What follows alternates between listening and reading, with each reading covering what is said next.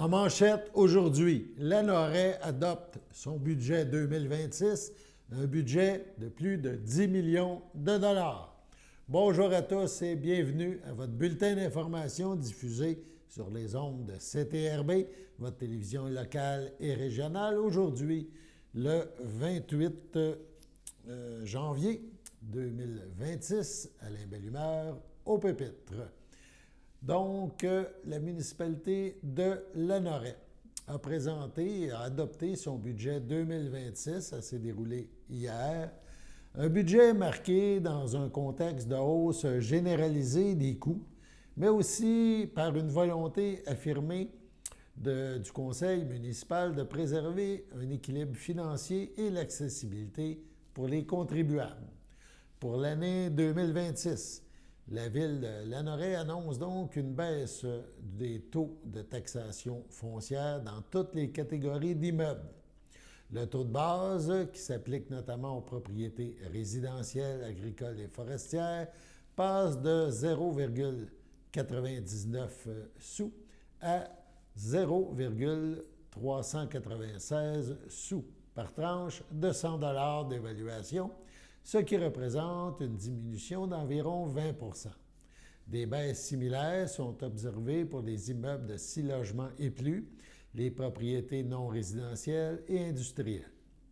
Cette diminution s'explique en partie par l'entrée en vigueur en 2026 d'un nouveau rôle d'évaluation foncière qui reflète plus fidèlement la valeur actuelle des propriétés sur le territoire. La croissance de la richesse foncière permet ainsi à la municipalité de générer les revenus nécessaires tout en réduisant les taux appliqués aux citoyens. Certains tarifs pour les services municipaux connaissent cependant des ajustements en 2026.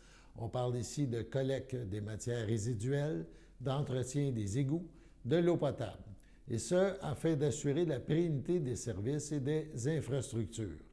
Écoutons maintenant le maire André Villeneuve nous expliquer justement l'impact qu'a eu ce nouveau rôle triennal sur le compte de taxes 2026. L'an prochain, parce que ce ne sera pas une année de rôle triennal, c'est aux 3 ans. Ça va être possible. On pourrait le faire. On pourrait dire l'année prochaine, si la municipalité gèle le compte de taxes ou l'augmente de 2 ou de 3 %, les gens pourraient eux-mêmes le calculer. Là, si on parle de la taxe générale, on parle évidemment de la taxe générale. Les autres services sous-jacents au budget, c'est autre chose, là. Mais quand on parle vraiment de la taxe générale, donc la taxe sur les résidences ou commerciales, ça sera possible de le faire. Dans un rôle triennal, comme cette année, on ne peut pas faire ça. Quand même, on voudrait, on ne peut pas. Mais je peux quand même vous donner quelques chiffres. Vous allez voir, vous allez comprendre un peu aussi où ça mène tout ça. Quand on a un rôle triennal où on n'a pas vraiment de contrôle de la répartition du compte de taxes sur les contribuables ou sur les immeubles. Ben, c'est les contribuables qui payent au final, là. Juste donner une idée, là, selon le budget qu'on a devant nous ici ce soir, là, s'il est adopté tel quel, là, sur 2062 immeubles, et là je parle de résidentiel seulement, là, il y a 1121 immeubles, donc familles ou propriétaires d'immeubles, là, qui vont soit avoir un crédit de taxe ou avoir une hausse maximum de 100 $. Vous voyez comment c'est difficile à expliquer, mais c'est vraiment le fait que les maisons ou les immeubles ont augmenté en valeur, mais ils n'ont pas augmenté de façon égale. Bien, ça produit cet effet-là. Il y en a, puis je vais continuer dans l'explication, là, mais il y a 459 immeubles qui vont payer, donc 22 %, qui vont payer entre 100 et 200 $ de plus sur le compte de taxes. Il y en a 365 qui vont payer entre 200 et 300.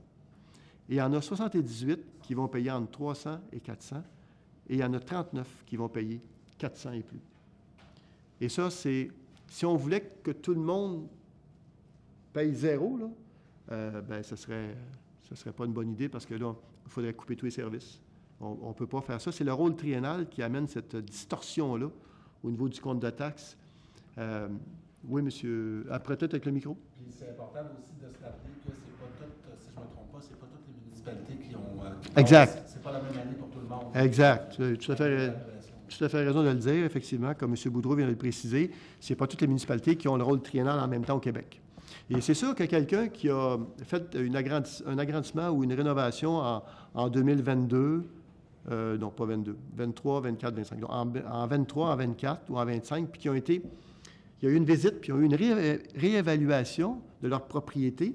Déjà là, ces gens-là vont être moins touchés par l'arrivée du rôle triennal.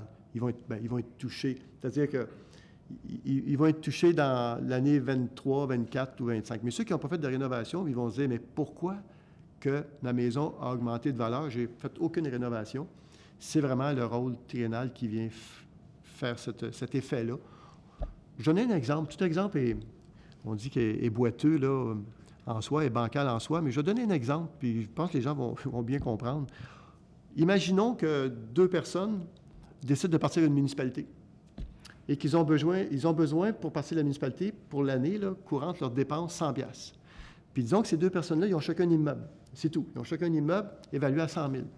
Donc, il y en a un qui a un immeuble à 100 000, l'autre a un immeuble à 100 000. Donc, le 100 $, ils vont se le partager moitié-moitié. Ils sont évalués de la même montant. Et pendant 3 ans, ils vont toujours mettre 50 $ parce qu'ils n'ont pas fait de modification, mais c'est l'évaluation qui va venir changer la donne. Et au bout de 3 ans, nouveau rôle triennal qui arrive, il y en a un des deux qui n'est pas chanceux, il se voit attribuer une hausse de 25 %, puis l'autre, bien, il ne bouge pas. Alors, maintenant, cette image-là, mettez-la dans 2062 maisons sur le territoire, là. Imaginez ça dans 2062 immeubles, là. Et imaginez que ça joue entre 3 % puis 128, tantôt je disais, je ne me souviens plus du chiffre, là, 128 % de différence. Alors là, c'est comme si on rebrassait les cartes, puis les gens, il y en a qui vont avoir des augmentations, il y en a qui vont avoir des baisses, il y en a qui vont payer moins. C'est fou, là. Si on regarde ça, il y en a 1121 qui vont payer, soit qu'ils vont avoir une baisse ou ils vont payer maximum 100 $. Alors, lorsque c'est un rôle triennal, on ne peut pas faire. C'est impossible d'arriver à dire, cette année, l'ANORE a augmenté le budget de 2 % ou de 3 %. Ça ne peut pas. On ne peut pas le faire. L'année prochaine, on pourra le faire. Le budget 2026 à l'ANORE tient toutefois compte des hausses importantes de dépenses de fonctionnement, notamment liées à l'augmentation de la facture de la Sûreté du Québec, de la quote-part de la MRC de Dautré, des coûts de main-d'œuvre et de certains frais d'entretien et d'énergie. Parmi les faits saillants du budget, l'ANORE prévoit des investissements accrus dans les activités culturelles, les événements, une amélioration de l'accessibilité aux loisirs ainsi que de la bonification du service de prêt d'équipement. Des sommes sont également consacrées à la mise à niveau des infrastructures municipales, incluant le réseau d'égouts pluvial Louis-Joseph Doucet, l'usine d'eau potable et l'installation d'un système de surveillance. Malgré ce contexte, la municipalité donc parvient à présenter un budget équilibré sans hausse du taux général de la taxation, mais des hausses pour certains services. Pour l'ANORE, le budget 2026 représente donc un exercice de rigueur et de planification complexe qui vise à soutenir le développement de la municipalité, nous dit-on, tout en respectant la capacité de payer des citoyens, a-t-on mentionné lors de la présentation. On poursuit toujours en lien avec ce budget, en parallèle donc avec le budget de fonctionnement.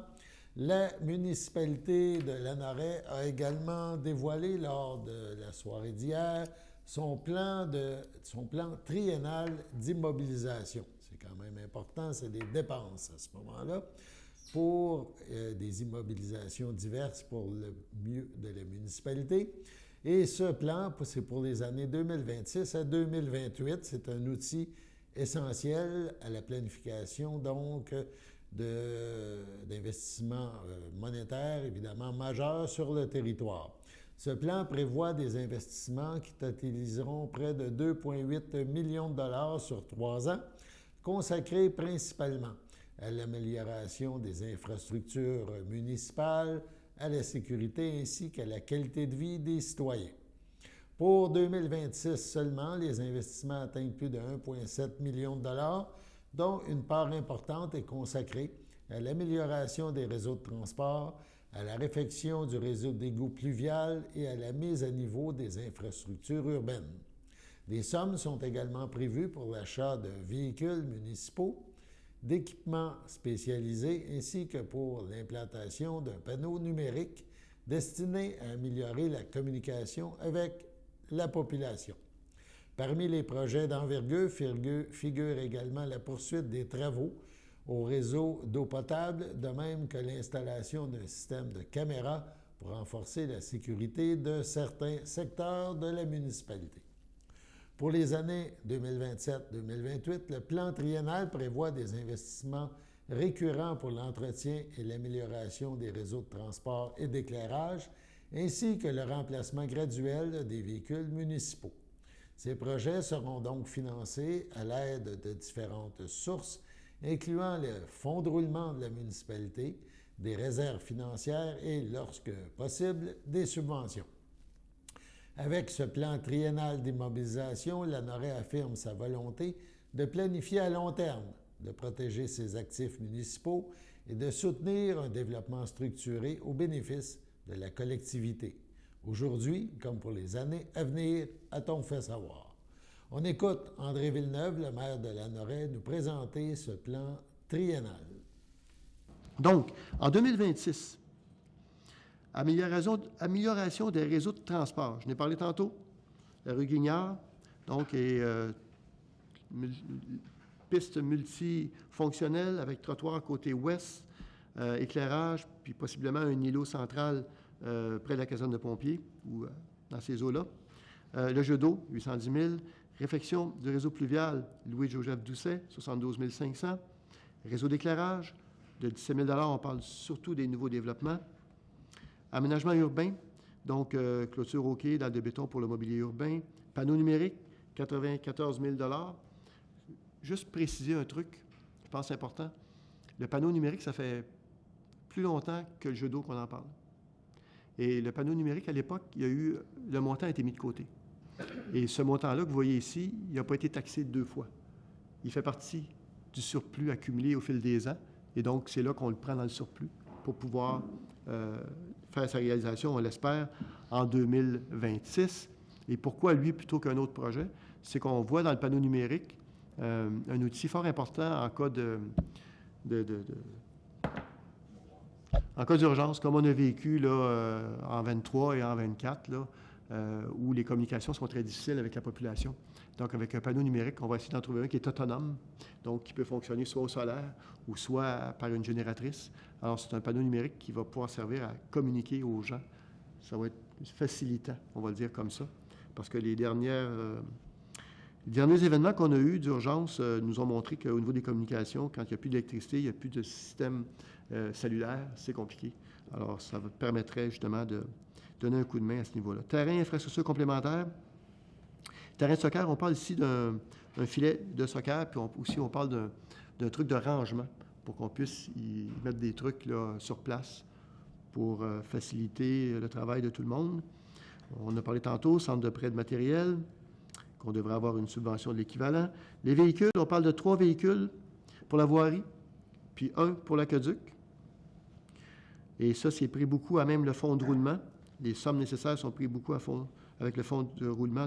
On parle de 290 000 versus 45 000 au budget du fonds général. Outillage équipement aqueduc, 17 900. Outillage équipement voirie, 4 500. Équipement loisirs, 6 200. Système de caméra. Peut-être vous dire que l'équipement loisirs, le 6 200, ont possiblement une souffleuse. On ne paiera peut-être pas ce prix-là, là, mais entre autres, il y aurait une souffleuse là, qui serait nécessaire d'acheter.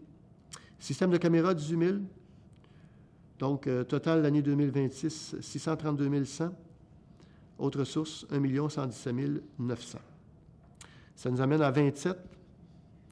On est toujours dans des hypothèses pour 27, davantage que pour 26. Donc, amélioration des réseaux. On parle de 400 000. Réseau d'éclairage, 25 000. Véhicules à remplacement, on parle de 10 000. Donc, 80 000 à même le fonds de roulement. Total pour 27, 435 000. Autre source, 80 000. Amélioration des réseaux de transport, on parle de 400 000. Réseau d'éclairage, 25 000. Véhicules remplacement, 10 000 plus 80 000 fonds de roulement. Donc, total année 2028, 435 000, 80 000 autre source. Grand total, 1 502 100. Et autre source, 1 267 900. J'ai les dates là, pour les férus, de ceux qui veulent vraiment suivre là, au niveau de la flotte de véhicules. Là. Juste vous dire, là, entre autres, le fonds de roulement, à quoi il a servi? Il a servi, entre autres, un tracteur à trottoir en 2020, je pense. Il y a eu l'achat d'un tracteur à trottoir, très, très pratique en passant, génératrice en 2021. Il y a eu un camion à benne 2023, un chargeur, communément appelé un loader, en 2023, et un tracteur en 2024. Et il y a eu, à même le fonds de roulement, un montant de 435 000 $ qui a été pris pour le terrain de soccer. Voilà, en gros, les explications. Votre station de télévision de Berthierville vous invite cordialement à son bingo hebdomadaire télédiffusé tous les samedis matins dès 9h30. Depuis longtemps, les fans de CTRB se divisent le joyeux montant de 600 $ chaque semaine à cette joute de bingo. N'oublions pas non plus le super bingo mensuel d'une cagnotte de 2000 $ que vous pourriez vous partager chaque premier samedi du mois. Un moment de fébrilité qui pourrait devenir payant pour plusieurs d'entre vous. Pour vous procurer ces fameuses cartes de jeu, les dépositaires participants sont à Berthierville, le dépanneur Formule 1, la station-service Arnois sur le boulevard Gilles-Villeneuve, le marché IGA Extra Famille Mondor sur la rue Gabriel Brissette, le marché Métro Boucher sur la rue Notre-Dame et la pharmacie Proxime sur la rue Frontenac. À Saint-Ignace de Loyola, le dépanneur Proxy sur la rue de la Traverse, la boucherie Aldo sur le rang Saint-Michel. C'est donc un rendez-vous hebdomadaire chaque samedi matin à 9h30 sur les ondes de CTRB, votre télévision locale et régionale, celle-ci toujours en haute définition. Toute l'équipe de CTRB vous remercie de votre fidélité et vous souhaite bonne chance.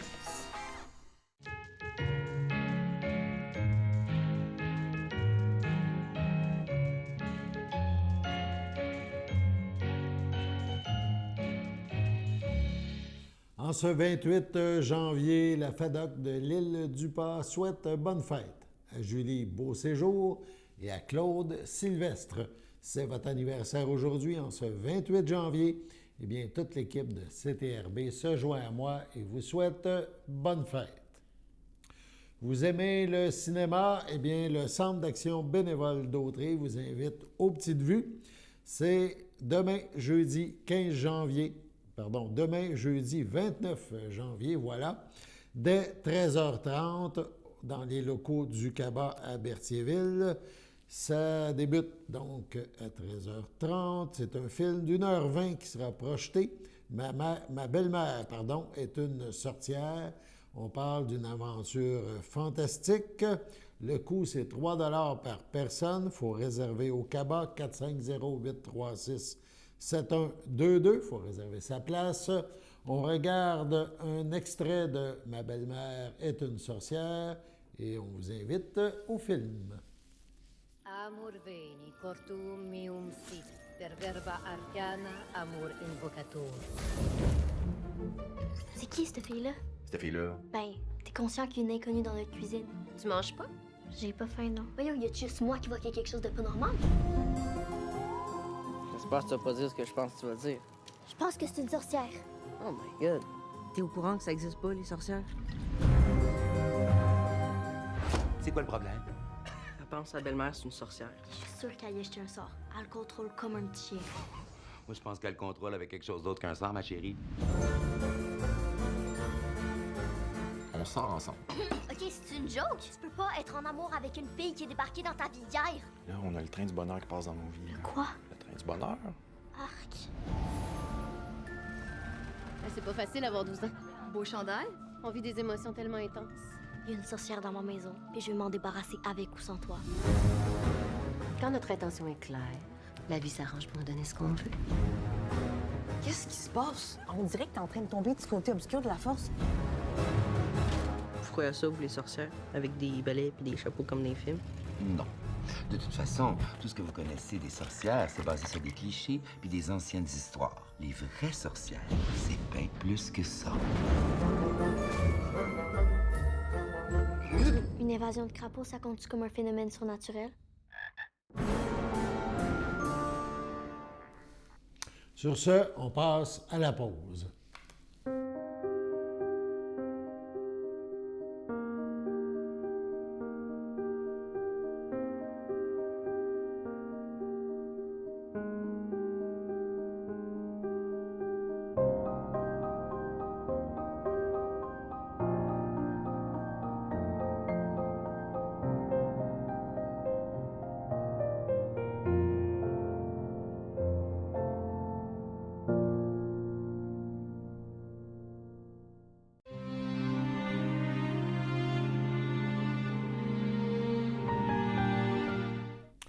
Au CRDL de Saint-Charles-Borromée, le 1er décembre dernier, à 73 ans, est décédée Mme Jocelyne Bérard, épouse de feu Yvon Plante, demeurant à Saint-Charles-Borromée, native de Saint-Barthélemy.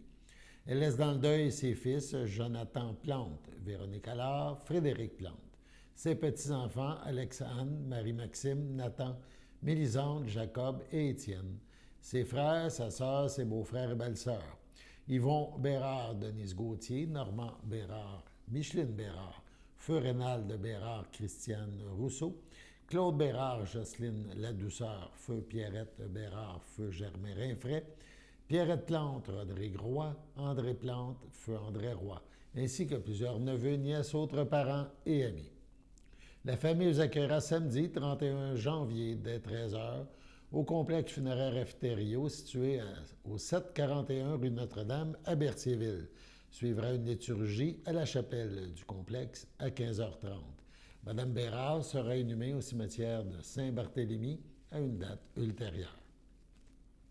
Au centre hospitalier Pierre Legardeur, le 10 janvier dernier, à 98 ans, est décédée Mme Françoise Valois-Sylvestre, épouse de feu Réaume Sylvestre. Il laisse dans le deuil ses enfants, Mario, Paul, France, Ninon, Alain, Esther, ses petits-enfants, Patrick, Audrey, Jean-François, Martine, Francis, Olivier, Andréane, ses arrière-petits-enfants, Luca, Abigail, Théo et Arthur, ses sœurs Gertrude, Suzanne et Rachel, ainsi que plusieurs autres parents et amis. La famille vous accueillera au complexe funéraire Thériault à Berthierville, rue Notre-Dame, samedi 31 janvier dès 9h. Les funérailles seront célébrées en l'église de Saint-Cuthbert à 13h. L'inhumation de Mme Valois suivra au cimetière de Saint-Viateur. À son domicile, le 17 janvier dernier, à 81 ans, est décédée Mme Christine Kasprovics, épouse de feu Jean Sluzarek, demeurant à Lanoret. Elle laisse dans le deuil ses fils Stanley Sluzarek, Linda Chaput, Pierre Sluzarek, Chantal Gay, ses arrière-petits-fils Alexandre et Maxime, ses frères, sœurs, beaux-frères et belles-sœurs, ses neveux, nièces, autres parents et amis. La famille vous accueillera dimanche 1er février dès 11h au complexe funéraire Thériault, rue Notre-Dame à Berthierville. Suivra une liturgie à la chapelle du complexe à 15h30. Madame Christine Kasprovic sera inhumée au cimetière de Lanoret à une date ultérieure. À la résidence Le Champêtre, le 17 janvier dernier, à 86 ans, est décédée Mme Denise Rivet, épouse de feu Régent Lessard, demeurant à Berthierville. Elle laisse dans le deuil ses frères et sœurs, Fernand Rivet, Muriel Blais, Cécile Rivet, feu Jean-Louis Barthes, feu Monique Rivet, Dolores Rivet, Normand Rivet, France Valois, Lise Rivet, Raymond Pépin, feu Nicole Rivet, feu Marcel Rivet, Fernande Rivet, son beau-frère Denis Grondin, Odette Neveu, ainsi que plusieurs neveux, nièces, autres parents et amis. La famille tient à remercier le personnel de la résidence Le Champêtre et le personnel du CLSC à Berthierville pour les bons soins prodigués à Mme Rivet. La famille vous accueillera vendredi 6 février de 19 à 21h et samedi 7 février dès 9h au complexe funéraire Efterio, rue Notre-Dame à Berthierville, où une liturgie aura lieu le samedi 7 février à 11h. Les cendres de Mme Rivet seront déposées au cimetière de Saint-Ignace de Loyola à une date ultérieure. C'est avec tristesse que nous vous annonçons le décès de M. Paul-Étienne Latour, survenu le 22 décembre dernier au CHDL à Saint-Charles-Borromée à l'âge de 86 ans. Il était l'époux de René Latour, demeurant à Saint-Ignace de Loyola. Il laisse dans le deuil, outre son épouse, ses enfants. Francis Latour, Christine la nièce, Élise Latour, Sylvain Lavallée. Ses petits-enfants, Quentin la nièce Latour, Jérémie et Arnaud Lavallée, ainsi que Alizée, la belle-fille de Francis. Ses frères, Régent Latour, feu Claire Latour, Jean-Claude Latour, feu Élise Valois, sa conjointe Rita Lépine, feu Jean-Charles Latour, les Mondou, Richard Latour, Gaétane Valois, ses beaux-frères et ses belles-sœurs, feu Jean-Côme Latour, Lise Bergeron, Roch Latour, feu Lise Thibault, Martine Latour, Gaston Rochette, feu Christiane Latour, feu Jean-Yves Blanchet, ainsi que plusieurs neveux, nièces, autres parents et amis. La famille vous accueillera samedi 7 février dès midi au complexe funéraire F. Thériault, rue Notre-Dame à Berthierville. Suivra une liturgie à la chapelle du complexe à 15 h. À son domicile, le 1er janvier dernier, à l'aube de ses 64 ans, est décédée Mme Julie Poisson, conjointe de M. Pierre Roy, demeurant à Berthierville. Elle laisse dans le deuil, outre son conjoint et ses enfants, Geneviève Sénécal, Jonathan Despaux, Sophie Sénécal, Pierre, Alice Roy, Hendrix Coulombe, Isaac Roy, sa belle-fille Katia Brouillette, sa petite-fille Océane Despaux, son frère et sa sœur, Denis Poisson, Julie, Hélène Poisson, ainsi que plusieurs neveux, nièces, autres parents et amis. La famille vous accueillera lundi 9 février dès 13 h au complexe funéraire Thériault à Berthierville. Suivra un hommage au salon à 17 h. Sur ce, on passe à la météo.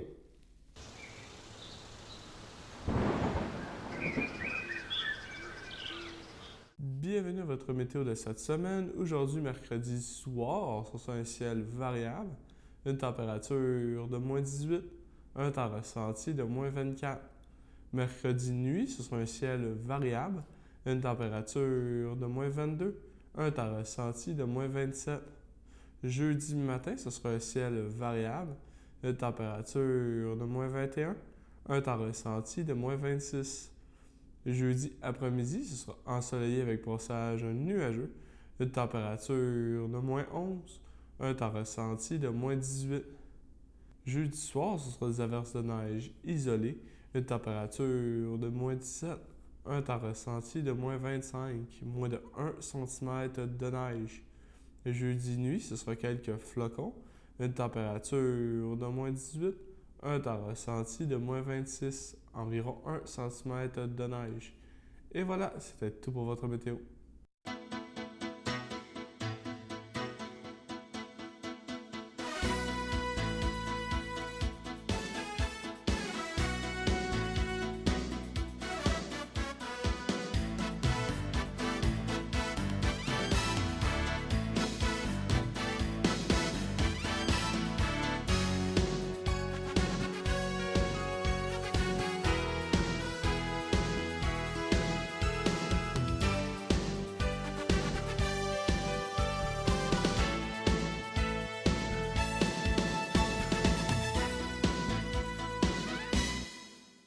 Salut tout le monde, ici Daniel Grenier pour vous parler des télévisions communautaires autonomes. 42 télévisions situées dans 15 régions administratives du Québec. Elles parlent des enjeux locaux et font rayonner les citoyens en leur donnant accès à un média accessible. Je la savais par cœur, celle-là. Ensemble, encourageons les télévisions communautaires autonomes. Oh, ça roule encore? J'ose ma télé communautaire.